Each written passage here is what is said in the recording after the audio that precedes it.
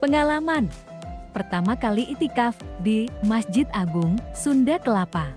Aku dari Setiabudi. Dari Cipete. Kita pertama kali itikaf di Masjid Sunda Kelapa, pertama kali di malam ganjil. Menurut kita sebagai orang yang baru pertama kali, lumayan mudah untuk registrasinya, terus juga jelas untuk schedule-nya ada di halaman Instagramnya juga, jadi kita tahu kapan bisa datangnya juga lebih enak.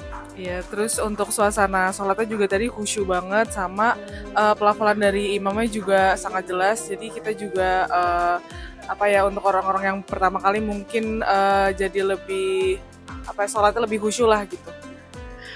Semoga lebih sering ada lagi yang seperti ini juga, semoga lebih well organized juga ke depannya. Oke, ya, sama gitu aja.